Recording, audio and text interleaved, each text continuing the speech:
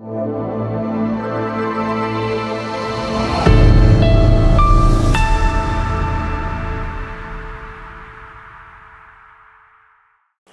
மக்களே, பொள்ளாச்சி கூட்டுப்பாலியல் வழக்கு கிட்டத்தட்ட 2019 ஆரம்பித்தது. இது கிட்டத்தட்ட 6.5 வருஷம்னு வச்சுக்கோங்களேன். அதுக்கப்புறமா இதில் ஒரு நீதி கிடச்சிருக்கு. நந்தினி தேவி அவர்கள் நீதிபதி, அவங்க வந்து 9 பேருக்குமே வித்தியாசமான டிஃப்ரெண்ட் அவங்களோட குற்றத்துக்கு ஏற்ற மாதிரி ஆயுள் தண்டனை விதிச்சிருக்காங்க. அதுவும் இல்லாமல் அந்த பாதிக்கப்பட்ட 8 பெண்களுக்கு தலா 45 லட்சம் சம்திங். பட் அந்த அமௌண்ட்டு கொஞ்சம் கம்மிதான கருத்துக்கள் இருந்தாலும் anyway something is better then nothing. ஏதோ அவர்களுக்கு ஆறுதலாக ஒவ்வொருத்தருக்கும் தலா 45 லட்சம் கொடுக்கணும்னு தீர்ப்பு வழங்கியிருக்காங்க.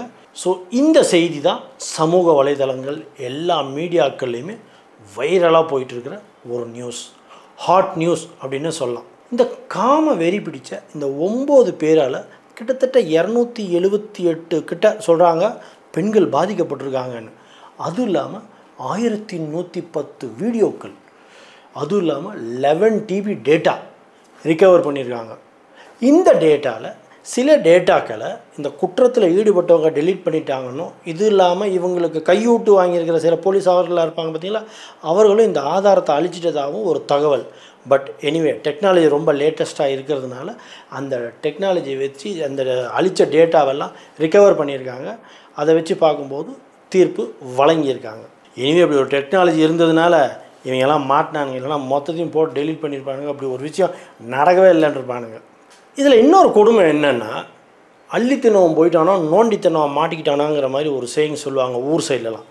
ஸோ இந்த க்ரைமில் ஈடுபட்ட முக்கியமான 3 குற்றவாளிகள் இதுலேருந்து எஸ்கேப் ஆகிட்டானுங்க. மிச்சவங்கெல்லாம் மாட்டிக்கிட்டாங்க. அதான் சொன்னேன், நோண்டித்தனவன் மாட்டிக்கிட்டான். ஸோ இது வந்து கிட்டத்தட்ட அதிமுக எம்எல்ஏ ரொம்ப ஃபேமஸான ஒருத்தர் வந்து பொள்ளாச்சியில் இருக்கார். அவரும் அவரோட பையனும், அதுவும் இல்லாமல் அதிமுகவோட அந்த என்டையர் பொள்ளாச்சி பாரையும் தான் கண்ட்ரோலில் வச்சுருக்கிற அந்த பாருடைய இன்சார்ஜ் பர்சன், இந்த 3 பேரும் தப்பிச்சிட்டாங்கன்றது பரவலாக ஒரு தகவல் இருக்குது. இந்த பொள்ளாச்சிங்கிறது பார்த்திங்கன்னா ரொம்ப இயற்கை வளம் மிக்கது, ரொம்ப பசபசேன்னு இருக்கிற ஒரு ஊர். அதுவும் இல்லாமல் இந்த ஊரில் நிறைய பணக்காரங்க தான் இருக்காங்க. அவங்களுக்குன்னே ஓன் ரெசார்ட்ஸு, நிறைய பெரிய பெரிய பங்களாஸ், தனித்தனி பண்ணை வீடு இப்படிலாம் வச்சு ஆடம்பரமாக வாழ்கிற ஆட்கள் அங்கே இருக்காங்க. அதுவும் இல்லாமல் இந்த பொள்ளாச்சிக்காரங்களுக்கு ஜென்ரலாகவே ஜாதி வெறி ஜாஸ்தி இருக்கும். அந்த ஜாதி வெறி இந்த பொண்ணுங்களை தொடும்போது எங்கே போச்சுங்கிறது தான் மிகப்பெரிய கேள்விக்குறி. இவங்களுக்கு ஒரு பழக்கம் இருக்குது, இந்த பெரிய பெரிய ஆட்களுக்கு எல்லாமே அதிகமாக இந்த பொண்ணுங்களோட பழக்கம் வச்சுருக்கிறதுங்கிறது வந்து அவங்க வந்து ரொம்ப அந்த கம்யூனிட்டியில் வந்து ரொம்ப ப்ரைடாக ரொம்ப பெருமையாக நினைக்கிற ஒரு விஷயமாக இருக்கிற ஒரு ஏரியா அது. இந்த பொள்ளாச்சி பாலியல் வழக்கு, இந்த கேஸ் வெளியில் வர்றதுக்கு மிக முக்கியமான காரணம் திரு நக்கீரன் அவர்கள், அந்த பத்திரிகையை சார்ந்தவர்கள். அந்த பத்திரிகையாக உழைச்சவர்களை நம்ம பாராட்டாமல் இருக்க முடியாது. அவர்களால் மட்டுமே இவ்வளோ பெரிய விஷயங்கள் சாத்தியமாச்சு. அவங்க செஞ்ச சாதனைகள் நிறையா இருக்குது. ஸோ உண்மையாலுமே பத்திரிகை துறையில் ஒரு நல்ல ஒரு பவர்ஃபுல்லான ஒரு பீப்புள் அப்படின்னு சொன்னால் நக்கீரன் பீப்புளை சொல்லலாம். அவங்களோட டீமுக்கு கூடோஸ். அதில் வேலை பார்த்த அருள்ங்கிற ஒரு வெளியிட்ட இந்த வீடியோ தான், அண்ணா என்னை அடிக்காதீங்க, அண்ணா பெல்ட்டால் என்னை அடிக்காதீங்கன்னு நம்மலாம் கேட்டு ரொம்ப நம்மளை மனசை உலுக்கி எடுத்த, நம்ம தமிழ்நாட்டையே இல்லை ஃபுல் இந்தியாவே உலுக்கி எடுத்த அந்த வீடியோவை வெளியிட்டது திரு அருள் அவர்கள் தான். அவர் இப்போதைக்கு உயிரோடு இல்லை. இந்த சபரிராஜனும் திருநாவுக்கரசுக்கும் ஜென்ரலாக பொண்ணுங்களை கடத்திட்டு போய் அவங்கள்ட்ட உள்ள அந்த நகையெல்லாம் பிடிங்கிட்டு அவங்கள பாலியல் வன்கொடுமை பண்ணுறதுங்கிறது அவங்களுடைய ரெகுலர் பேசிஸ் ஆக்டிவிட்டீஸ். இவங்க என்ன பண்ணியிருக்காங்க, இந்த பாதிக்கப்பட்ட பெண் என்ன பண்ணியிருக்கா, போய் அவங்க அண்ணனை கூப்பிட்டு வந்திருக்கா. பூபாலன்ற வந்து இவங்க 2 பேரையும் திருநாவுக்கரசையும் சபரிராஜனையும் பிடிச்சி செம்மத்தியாக உடச்சிருக்காரு. அப்போதைக்கு என்ன பண்ணியிருக்கா, அவங்க கையில் உள்ள மொபைலை வாங்கி பார்த்தப்போ தான் அதிர்ச்சி காத்திருந்தது. அந்த மொபைலில் நிறைய ஆபாச வீடியோக்களும் ஆபாச புகைப்படங்களும் இருக்கிறத பார்த்துட்டு பூபாலன் ரொம்ப அதிர்ந்து போயிருக்கார். இந்த மொபைலில் உள்ள வீடியோவெலாம் கலெக்ட் பண்ண பூபாலன், அதாவது அந்த பாதிக்கப்பட்ட பெண்ணோட அண்ணன் என்ன பண்ணியிருக்காரு, கோவை எஸ்பி பாண்டியராஜன் அவர்கிட்ட கொண்டு போய் இந்த வீடியோவை கொடுத்துருக்காரு. நம்ம அண்ணன் என்ன பண்ணார், வாங்கினவர் ப்ரெஸ் மீட் வச்சு அந்த ப்ரெஸ் மீட்டில் அந்த பொண்ணோட பேரையும் சொல்லிட்டார். தர்மப்படி அதை வெளியிடக்கூடாது, அதில் பாதிக்கப்பட்ட அந்த விக்டிமோட பேரை வெளியில் சொல்லக்கூடாதுங்கிறது ஒரு ரூல்ஸ் இருக்குது. பட் அதை மீறி அவர் அதை அந்த ப்ரெஸ் மீட்டில் சொன்னது வந்து பலராலும் பேசும் பொருளாச்சு. அதுக்கப்புறம் அவர் அங்கேருந்து மாற்றி வேறு எங்கேயோ போட்டாங்க. இதில் ஒரு கொடுமையான விஷயம் என்ன தெரியுமா, ட்ரான்ஸ்ஃபர் பண்ண அந்த பாண்டியராஜன் எஸ்பி இப்போ என்னவா இருக்கார் தெரியுமா, திரு மு.க. ஸ்டாலின் கொளத்தூர் தொகுதியில் டிசியாக இருக்கார் இப்போ அந்த பாண்டியராஜன். இதுதான் அரசியல்.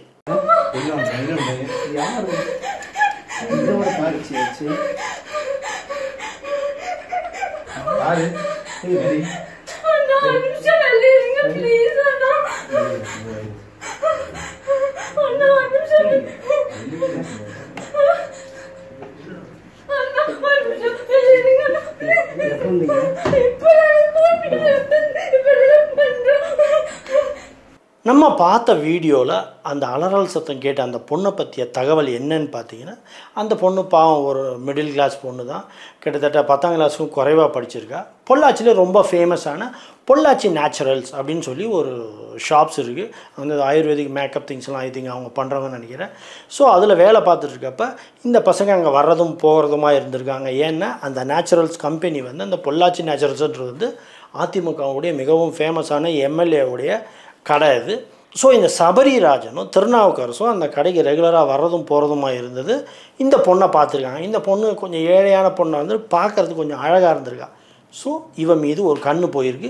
இவளை எப்படியாவது கடத்திட்டு போய் அந்த இடத்துல வச்சு ஒரு ஆபாச வீடியோ எடுக்கணும்னு இவங்க ஒரு முடிவு பண்ணுறானுங்க. ஸோ ஒரு கட்டத்தில் அந்த பொண்ணை நேராக வந்து கூப்பிட முடியாதுல்ல. ஸோ அந்த பொண்ணுகிட்ட சொல்கிறாங்க, இந்த மாதிரி மேக்கப் பண்ணணுமா, இந்த மாதிரி என்னோடய ஃப்ரெண்டு அவங்களோட வீட்டில் அந்த பொண்ணுக்கு வளகாப்போ ஏதோ விசேஷம் வச்சுருக்காங்க, நீ வந்து அந்த பொண்ணுக்கு மேக்கப் பண்ணணும், இந்த மாதிரி பொய்யெல்லாம் சொல்லி அந்த பொண்ணை அங்கேருந்து அவங்க காரில் கூட்டிகிட்டு போகிறானுங்க. அங்கே போனவனே தான் தெரியுது இந்த பொண்ணுக்கு இல்லை நம்மளை வந்து இவங்க தப்பான செயலுக்காக கூட்டிகிட்டு வந்திருக்காங்கன்னு. அதுக்கப்புறமா அந்த பொண்ணை சில கொடுமைகள்லாம் பண்ணுறானுங்க. நம்ம கேட்ட அந்த சவுண்ட்ஸ் எல்லாம். அதுக்கப்புறமா அந்த பயத்தின் மிகுதியாக அந்த பொண்ணுக்கு ஃபிட்ஸ் வந்துடுது. ஸோ என்ன பண்ணால் வழிப்பு வந்ததுனால அந்த பொண்ணை இன்னும் பண்ண முடியாததுனால அவனுக்கு தூக்கி ரோட்டில் போட்டு போயிடறானுங்க.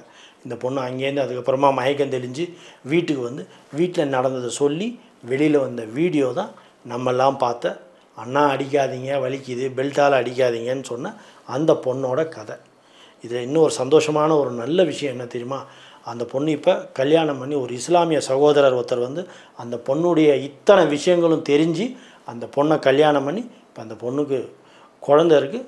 சந்தோஷமாக அந்த பொண்ணு வாழ்ந்துட்டுருக்கா. அந்த இஸ்லாமிய சகோதரருக்கு நம்முடைய பாராட்டுகளும் நம்முடைய வாழ்த்துக்களும். நல்லா இரு நண்பா. இந்த பொள்ளாச்சிங்கிறது வந்து கிட்டத்தட்ட ஒரு அதிமுகவோட கோட்டைன்னே சொல்லலாம். ஸோ இந்த மாதிரி கிரைம்கள் இந்த திருநாவுக்கரசு இந்த சபரிராஜன் இவங்கெல்லாம் இந்த கூட்டாளிகள் இந்த 9 பேர் இந்த க்ரைமை பண்ணுறதுக்கு ஒரு மிகப்பெரிய சப்போர்ட்டாக இருக்கிறது அந்த எம்எல்ஏ அதிமுக எம்எல்ஏ அவரோட பையங்க. இவங்களை எல்லாரையும் ஒரு ப்ரொடெக்ட் பண்ணி கிட்டத்தட்ட ஒரு பவுன்சர் போல் காப்பாற்றுறதுங்கிறது வந்து அதே அதிமுகவை சேர்ந்த அந்த என்டையர் பொள்ளாச்சியில் உள்ள எல்லா பார்ஸையும் தான் கண்ட்ரோலில் வச்சுருக்கிற ஒரு நபர். அந்த பாரில் எல்லா பாருக்கும் அவர் தான் இன்சார்ஜ்.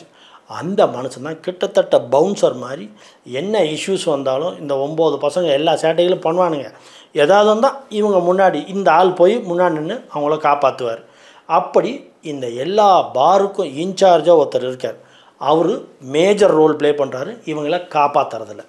நமக்கெல்லாம் ஒரு சந்தேகம் வரும், இவனுங்க ஏன் வீடியோ எடுக்கிறானுங்க? ஒரு பொண்ணை கூட்டிகிட்டு போகிறானுங்க, ஏமாத்துறானுங்க, கற்பழித்து விட்டுட்டு போயிட வேண்டியதானே, ஏன் வீடியோ எடுக்கிறானுங்க அப்படின்ற கேள்விக்கு இதில் மிகப்பெரிய ஒரு வணிகம் இன்வால்வ் ஆகிருக்கு. என்னென்னா பொள்ளாச்சியை சுற்றி பார்த்திங்கன்னா நிறைய ரெசார்ட்ஸு நிறைய பெரிய பெரிய பண்ணை வீடு இந்த மாதிரி விஷயங்கள் இருக்குது. எக்ஸ்பெஷலி இந்த வாளையார் ஜங்ஷன் அந்த ஏரியாலாம் பார்த்திங்கன்னா நிறைய ரெசார்ட்ஸ் இருக்குது. இவனுங்க என்ன பண்ணுறது, இந்த மாதிரி வீடியோக்கள் எடுக்கிறது. எடுத்த வீடியோவை அந்த எம்எல்ஏ இருக்கார், அதிமுக எம்எல்ஏ பொள்ளாச்சியை சேர்ந்தவர், மிக ஃபேமஸானவர், அவரோட பையன்தான் வந்து இந்த வீடியோவெல்லாம் ஷார்ட் லிஸ்ட் பண்ணுவானோ. ஓகே இந்த பொண்ணு நல்லா இருக்கா, இந்த பொண்ணு நல்லா இருக்கான்னு அந்த பொண்ணுங்களை அந்த சரௌண்டிங்கில் உள்ள அந்த பெரிய பெரிய கெஸ்ட் ஹவுஸுக்கு வர விவிஐபிக்களுக்கு அனுப்பி விடுவாங்களாம். அதுலேருந்து மிகப்பெரிய இன்கம் அவங்க பார்க்குறாங்கங்கிற மாதிரி ஒரு தகவல். காமங்கிறது எவ்வளோ ஒரு அழகான விஷயம், இவ்வளவு கொடுமையாக இவ்வளோ கொடூர வக்கர புக்தியோடு இந்த 9 பேர் செயல்பட்டுருக்காங்க அப்படின்னா அதை ஒரு வணிகமாக்கி பாவம் இத்தனை பேரோட வாழ்க்கையை அழிச்சிருக்காங்களே. இந்த மாதிரி பொண்ணுங்களை எல்லா விவிஐபிக்களுக்கும் அதிமுக எம்எல்ஏ பெரிய பெரிய ஆட்களுக்கெல்லாம் சப்ளை பண்ணுறதுல எந்த பிரச்சனையும் வராமல் பார்த்துக்க வேண்டியது தான் இந்த பொள்ளாச்சியில் உள்ள எல்லா பாருக்கும் ஒருத்தர் இன்சார்ஜாக இருக்கார் இல்லைங்களா, அவர் இதில் ஒரு குரூஷியல் ரோல் ப்ளே பண்ணுறார். ஸோ இந்த மாதிரி போயிட்டுருக்கப்போ தான் அந்த அதிமுக எம்எல்ஏ பொள்ளாச்சியை சேர்ந்த ஃபேமஸ் எம்எல்ஏ அவரோட பையன் ஒரு பொண்ணை ஏமாற்றி காரில் கூட்டிகிட்டு போகிறான், லவ் பண்ணுறதா சொல்லி. விருதுநகரை சேர்ந்த அந்த பெண், அந்த பெண் அவனை நம்பி அந்த காரில் போகிறான்.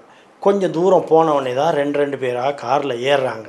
அப்போ தான் அந்த பொண்ணுக்கு தெரிய வருது இவங்கெல்லாம் சேர்ந்து தன்னை கூட்டு பலாத்காரம் பண்ண போகிறாங்கங்கிறது அந்த பொண்ணுக்கு ஒரு ஸ்டேஜில் ரியலைஸ் ஆயிடுச்சு. அங்கேருந்து தன்னை காப்பாற்றி கொள்றதுக்காக அந்த கார்லேருந்து அவள் வெளியில் குதிக்க முயற்சிக்கிறாள். குதிக்கும்போது எதிரில் வர வண்டி இடித்து அந்த பொண்ணோட உடல் செதஞ்சி அங்கேயே இறந்து போயிடுறான். இதுக்கப்புறம் தான் இந்த வழக்கு தீவிரமடைஞ்சு சிபிஐ கையில் போகுது. இதில் மிக கொடுமையான விஷயம் என்ன தெரியுமா? அந்த மிக ஃபேமஸான அந்த எம்எல்ஏ, பொள்ளாச்சி அதிமுக எம்எல்ஏ, அவரோட பையனுக்கு அடுத்த மாதம் கல்யாணம், பத்திரிக்கையெல்லாம் கொடுத்துட்ருக்காங்களாம். பாவம் அந்த பெண் வீட்டாரும் அந்த பெண்ணும், என்னோடய ஆழ்ந்த அனுதாபங்கள் அந்த பெண்ணுக்கு. ஸோ இப்படி இந்த கேஸு தீவிரம் அடைஞ்சு இது சிபிஐ கையில் மாறின உடனே இந்த அதிமுக எம்எல்ஏ பொள்ளாச்சியை சேர்ந்த அவர் என்ன பண்ணியிருக்கார், தானும் தான் பையனும் இதில் மாட்டிக்க கூடாது அப்படிங்கிறதுக்காக நிர்மலா சீதாராமன் அவர் காலில் போய் விழுந்து இந்த கேஸ்லேருந்து என்னையும் என் பையனையும் எப்படியாவது விளைக்கிறீங்க, இதில் இன்வால்வ் ஆகாமல் பார்த்துக்கோங்க அப்படிங்கிற ஒரு ரிக்வெஸ்ட்டை வச்சுருக்காரு. சின்ஸ் பிஜேபியும் அதிமுகவும் கூட்டணியில் இருந்ததுனால அவங்க இவங்களுக்கு ஏதாவது ஒரு சமயத்தில் ஹெல்ப் பண்ண வேண்டிய சூழல் கண்டிப்பாக வரும், ஒருத்தர் ஹெல்ப் பண்ணியே ஆகணும் அப்படிங்கிற ஒரு கட்டாயம் இருக்கிறதுனால நிர்மலா சீதாராமனும் இவருக்கு ஹெல்ப் பண்ண வேண்டிய சூழலில் தள்ளப்பட்டுட்டாங்க. ஒரு வழியாக இவங்க 2 பேரும் இந்த கேஸ்லேருந்து எஸ்கேப் ஆகிட்டாங்க. அள்ளி தின்னவன் எஸ்கேப் ஆகிட்டான், நோண்டி தின்ன 9 பேரும் மாட்டிக்கிட்டானுங்க. ஒரு பக்கம் ஆறுதலான விஷயம் என்னென்னா 80% ஆஃப் த அக்யூஸ்ட் அவங்களுக்கு ஓரளவுக்கு ஜட்ஜ்மெண்ட் வந்துருச்சு. கிட்டத்தட்ட அவங்க சாகிற வரைக்கும் ஜெயிலில் தான் இருக்கணும் அப்படின்னு. பட் அந்த 20% இருக்குது பார்த்தீங்களா, அதுலேருந்து அந்த மெயின் குற்றவாளிகள்லாம் எஸ்கேப் ஆகிட்டானுங்க. அவங்கள பிடிச்சி பனிஷ் பண்ணுற வரைக்கும் நீதித்துறை ஓயக்கூடாதுங்கிறது தாழ்மையான வேண்டுகோள். இதில் இன்னொரு விஷயம் கவனிச்சிங்களா, 6 வருஷமாக ஜெயிலில் இருக்காங்க அந்த 9 பேருமே. ஒரு தடவை கூட பெயில் கேட்டு வெளியில் வரல, ஒரு தடவை கூட நம்ம அவங்கள எங்கேயுமே பார்க்கவும் முடியல. கிட்டத்தட்ட ஒரு பனிஷ்மெண்ட் வாங்கி உள்ளே இருக்கிறவங்க எப்படி வெளியில் வருவாங்க? வெளியில் வந்தால் ஊர் மக்களே அடித்து கொண்டுருவானுங்க. எல்லாம் அவன் அவ்வளோ கொலை காண்டில் இருக்கானுங்க. அதனால அவங்களால வெளியிலும் வரல. இது வரைக்கும் அவங்க யாரும் பெயிலும் அப்ளை பண்ணல. இதுதான் இதில் ஆச்சரியமான விஷயம். இதில் இன்னொரு விஷயம் எத்தனை பேர் கவனிச்சிங்கன்னு தெரில. இப்போ நம்ம ஒரு 6 மாதம் யாராவது ஜெயிலுக்கு போனால் ஒழுங்கான சாப்பாடு இருக்காது, ஒல்லியாயிடுவோம், ஒரு மாதிரி ஆளே வேறு மாதிரி தாடி கீடிலாம் வளர்த்து ஆள் நம்ம வேறு மாதிரி ஆயிடுவோம். பட் அந்த 9 பேரையும் நல்லா கவனிச்சிங்களா, நல்லா கொள்ளுன்னு இருக்கானுங்க. ஒவ்வொருத்தரும் அவ்வளோ செழிப்பாக இருக்கானுங்க. கிட்டத்தட்ட ஜெயிலில் ஒரு 5 ஸ்டார் கவனிப்பு தான் நினைக்கிறேன், நல்லா வாழ்கிறாங்கன்னு நினைக்கிறேன். ஜெயிலில் ஒருத்த மூஞ்சில் கூட அந்த ஒரு வறுமையோ அந்த ஒரு இதே இல்லை. இதில் இதோட பெரிய கொடுமை நடந்திருக்கு. இவங்களை சேலம் டு கோயம்புத்தூருக்கு அப்பப்போ இந்த கோர்ட் ஹியரிங்காக கூட்டு வருவாங்களாம். கூட்டு வர்றப்பே இந்த கையூட்டு வாங்கின போலீஸ்காரங்களாம் இருக்காங்க பார்த்தீங்களா, சேலம் டு அந்த கோவை ஜெயிலுக்கு வர்ற வழியிலேயே நல்ல இடத்துல நிப்பாட்டி வண்டி அவங்களுக்கு நல்லா கறி விருந்து போட்டு நல்லா செம்மையாக அவங்க நல்லா செழிப்பாக கவனித்து தான் கூட்டு வருவாங்களாம். கிட்டத்தட்ட அவங்க ஜெயிலில் இருக்கிறது ஒரு 5 ஸ்டார் ஹோட்டலில் இருக்கிற மாதிரி தான் இருக்கானுங்க போல். வெளியில் இருக்கிறத விட ஜெயிலில் இருக்கிறது சேஃப்னு அவங்களுக்கு தெரிஞ்சு போச்சு போல். இந்த கேஸில் இன்வால்வாக இருக்கிற இந்த 9 பேருமே ரொம்ப அரசியல் செல்வாக்கு மிக்க ஆட்கள். பசங்க எல்லாருமே பெரிய நல்ல பண முதலைகளோட பேக்ரவுண்ட்லேருந்து வரவனுங்க. இவங்க என்ன பண்ணியிருக்காங்க, இந்த ஜட்ஜ்மெண்ட் வந்தோடனே நாங்கள் மேல்முறையீடு பண்ண போகிறோம் அப்படின்னு சொல்லி, அதுக்கு என்னடா மேல்முறையீடு பண்ணுறதுக்கு ரீசன் என்னன்னு கேட்டால், நாங்கள் எல்லாருமே சின்ன பசங்க 20லேருந்து 25, 30க்குள்ளே தான் இருக்கிறோம், எங்களுக்கெல்லாம் இன்னும் கல்யாணம் ஆகலை, எங்களுக்கு வயசான அம்மா அப்பா இருக்காங்க, அவங்களுக்கு உடல்நிலை சரியில்லை, அவங்களெல்லாம் நாங்கள் தான் பார்த்துக்கணும். ஏயா உங்களுக்கு வந்தால் ரத்தம், மற்றவனுக்கு வந்தால் தக்காளி சட்னியா? இதே தானே அந்த பொண்ணுங்கள்லாம் நீங்கள் ரேப் பண்ணும்போது உங்கள்கிட்ட சொல்லியிருப்பாங்க. பாவம் ஒவ்வொரு பொண்ணுங்களும் தன் குடும்ப பாரத்தை சுமக்கணுங்கிறதுக்காக, தன் குடும்பத்தை காப்பாற்றணும், எவ்வளோ கஷ்டமான சூழலில் வேலைக்கு வந்திருப்பாங்க. அவங்களெல்லாம் கூப்பிட்டு போய் இத்தனை பேரை அழிச்சிருக்கீங்களே, என்னையா நியாயம்? எனக்கு இதில் ரொம்ப வருந்தது தூரிய விஷயம் என்ன தெரியுமா, இவங்களுக்காக ஒரு வக்கீல் வாதாடுறாங்க பாருங்களேன், அவங்க நினச்சாதான் எனக்கு ரொம்ப கோவம் வருது. ஒருவேளை அவங்க வீட்டில் அக்கா தங்கச்சிங்களை இந்த மாதிரி பண்ணியிருந்தா அந்த வக்கீலுங்கெல்லாம் போய் வாதாடுவாங்களாங்கிறது இது நான் வக்கீல்களுக்கு வைக்கிற ஒரு கேள்வி. இதை இன்னொரு ஆங்கிளில் பார்த்தோம்னா, இந்த 9 பேரையுமே நம்ம குறை சொல்லிக்கிட்டே இருக்கிறது ஒரு பக்கம் இருந்தாலும், இதில் பெண்களுக்கும் சரிசமம் பங்கு இருக்குது. ஒரு முன்பின் தெரியாத ஒரு ஆள் கூப்பிட்றோம் அப்படின்னா அந்த இடத்துக்கு அவங்க ஏன் போகிறாங்க, அவங்க அப்படி போகிறதுனால தானே இந்த மாதிரி விஷயங்கள்லாம் நடக்குது. ஸோ எனக்கு தெரிஞ்சு அவங்களையும் இந்த மாதிரி நாளைக்கு அவங்க மேல்முறையோடு பண்ணாங்கன்னா கண்டிப்பாக உச்சநீதிமன்றம் இந்த மாதிரி கேள்விகளெல்லாம் கண்டிப்பாக கேட்பாங்க. அதுக்கு பதில் என்னங்கிறது அவங்க கையில் தான் இருக்குது. இப்போ இந்த தீர்ப்பு வந்துருச்சு. இந்த தீர்ப்பை வச்சு சந்தோஷமாக கொண்டாடலாமா, இல்லை இதுதான் கடைசி தீர்ப்பா, இல்லை இப்போ இவங்க உச்சநீதிமன்றத்துக்கு போனாங்கன்னா என்ன, எல்லாருமே ரொம்ப செல்வாக்கு மிகுந்த பின்புலம் கொண்டவர்கள் இந்த 9 பேருமே. ஸோ ஒருவேளை உச்சநீதிமன்றத்தில் இது வேறு மாதிரி மாறிச்சுன்னா அப்படிங்கிற மாதிரி கேள்வியெல்லாம் நமக்கு இருக்கும். இதில் ஒரு விஷயம் உண்மை என்னென்னா, ஒருவேளை இந்த 8 பாதிக்கப்பட்ட பெண்களும் இல்லைன்னா அந்த 48 சாட்சியங்களும் வந்து சாட்சி சொல்லலைன்னா கூட இவங்க சம்மந்தப்பட்ட அந்த வீடியோக்கள் இருக்குது பார்த்தீங்களா, அது வந்து இவங்களுக்கு ரொம்ப ஸ்ட்ராங்காக இருக்குது. இவங்க எடுத்த அந்த ஆபாச புகைப்படங்களும் அந்த வீடியோக்களும் அந்த கிட்டத்தட்ட ஒரு 11 TB டேட்டா கலெக்ட் பண்ணாங்க பார்த்தீங்களா, அது போதும் இவங்களை பனிஷ் பண்ணுறதுக்கு. இன்னொன்று, இது வரைக்கும் வந்த அந்த சாட்சியங்கள், அந்த 8 பாதிக்கப்பட்ட பெண்களும் அந்த 48 சாட்சியங்களும் ஒருத்தர் கூட பின்வாங்கவே இல்லைங்கிறது வந்து இந்த கேஸை இன்னும் ரொம்ப ஸ்ட்ராங்காக இருக்குது. இதுதான் எனக்கு தெரிஞ்சு இறுதி ஜட்ஜ்மெண்ட்டாக இருக்குங்கிறது என்னோட யூகம்.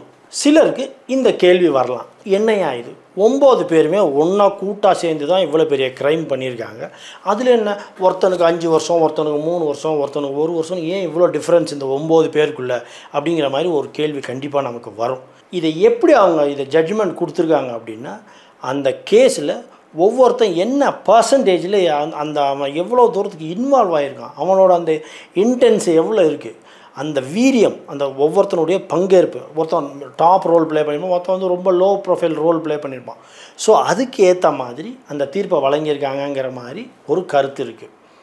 என்ன கேட்டால் தப்பில் என்னங்க சின்ன குத்தம் பெரிய குத்தம், தப்பு தாங்க, வச்சு அத்தனை பேர் செஞ்சிடணும். ஆயுள் தண்டனை அப்படின்னா 14 வருஷம். இது என்ன கணக்கில் வரும்? ஒவ்வொருத்தருக்கு கிட்டத்தட்ட 5 ஆயுள் தண்டனை, 2 ஆயுள் தண்டனை, 3 ஆயுள் தண்டனைன்னு. இது எப்படின்னா ஆயுள் தண்டனைங்கிறது எப்படி டிசைட் பண்ணப்படுது அப்படின்னா, அவங்க இன்வால்வ் ஆகிருக்கிற அந்த க்ரைமோட வீரியம், அவங்க அதில் எந்த அளவுக்கு கொடுமையாக இன்வால்வ் ஆகிருக்காங்களோ அதை வச்சு இந்த ஆயுள் தண்டனைங்கிறது எவ்வளோ லாங் வேணாலும் எக்ஸ்டெண்ட் ஆகலாம். ஏன் சம் கேசஸ் லைஃப் லாங் அவங்க சாகிற வரைக்கும் அங்கேயே இருக்க வேண்டிய சூழல் கூட வரலாம். இந்த தீர்ப்பில் சில பேருக்கு முரண் கருத்துக்கள் இருக்குது. சில பேர் சொல்கிறாங்க, இல்லை இவங்க எல்லாரையும் போட்டு சாவடிச்சிருக்கணும், எல்லாருக்கும் தூக்கு தண்டனை கொடுத்துருக்கணும் அப்படின்ட்டு.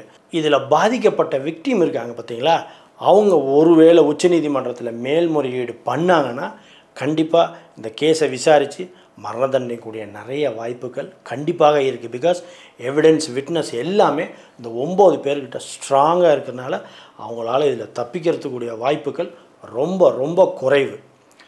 ஆனால் மரண தண்டனையோட இந்த தண்டனை வந்து மிகப்பெரிய தண்டனை. என்னென்னா கொஞ்சம் யோசித்து பாருங்களேன், இவங்க குடும்பத்தில் உள்ளவங்க யாருமே ரோட்டில் நடந்தே போக முடியாது, அவ்வளோ அசிங்கமாக ஊரே காரி துப்போம், எவ்வளோ கேவலம், தலை குனிஞ்சு தான் போகணும். எல்லோரும் சொல்லுவாங்க இவனோட பையன், இவனோட தம்பி, இவளோட அண்ணன் அப்படின்றது எவ்வளோ ஒரு சங்கடமான விஷயம் தெரியுமா. கிட்டத்தட்ட மரண தண்டனை ஆன் ஸ்பாட் அப்பயே செத்து போயிடும், மக்கள் மறந்துடுவாங்க, அது மேலே அவங்க மேலே ஒரு இறக்கம் வந்துடும். பட் இது லைஃப் லாங் பனிஷ்மெண்ட்டு. உயிரோடு இருக்க வரைக்கும் இவங்களை தினம் இவங்களையும் இவங்க குடும்பத்தாரையும் கொன்னுக்கிட்டே இருக்கும். எனக்கு தெரிஞ்ச மரண தண்டனையோட இந்த தண்டனை தான் பயங்கர பவர்ஃபுல் தண்டனை. இந்த கேஸை வெளியில் கொண்டு வந்த திரு நக்கீரன் டீம் அவர்களுக்கும் நல்ல தீர்ப்பை வழங்கிய நீதியரசர் நீதிபதி அவர்களுக்கும் சிறந்தாழ்ந்த வணக்கம். இன்னும் இந்த கேஸ் மேலே மேலே எந்த நிலைமையில் வளர்ந்து போகுதுங்கிறத காலந்தான் பதில் சொல்லணும். காத்திருந்து கவனிப்போம். மீண்டும் மற்றொரு வீடியோவில் உங்களை சந்திக்கிறேன். வணக்கம்.